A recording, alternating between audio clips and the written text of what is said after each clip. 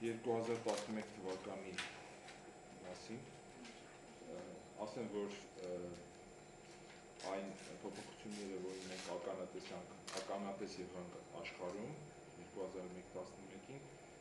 մի նախադասությամբ կարելի է կոչել համաշխարհային քաղաքական եղանակի տաքացում, եւ դա վերաբերում է ոչ միայն արաբական գարնան պրոցեսներին,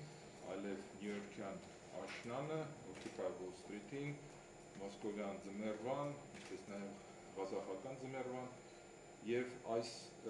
կլիմայական փոփոխությունների կորապատկերի վրա նաև պետք է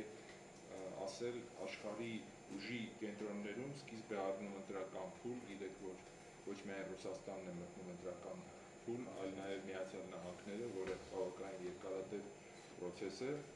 եւ մյուս կարևոր քաղաքական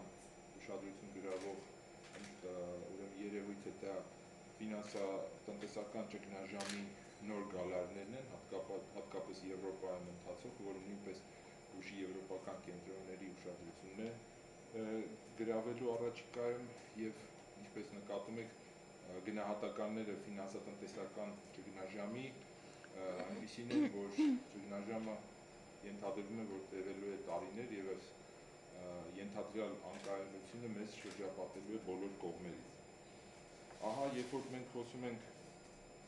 ծուռ հայելիների թագավորության մասին, ապա պետք է անպայման ասել, որ մեր պաշտոնական տեղեկատվությունը եւ մամուլը լրջորեն այս տագնապը չի նկատում եւ տագնապելու առիթ կարծես թե չի տալիս, մինչդեռ գիտեք, որ հենց նույն արաբական գարնան ընթացքները Սիրիայում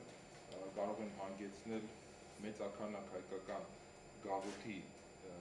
վտանգում են այդ գաղութը եւ հնարավոր են ամենաանսպասելի զարգացումները այդ առումով, որոնք չեն կարող շրջանցել Հայաստանը։ Ինչպես նաև խոսքը վերաբերում է մեր հարևան Իրանին։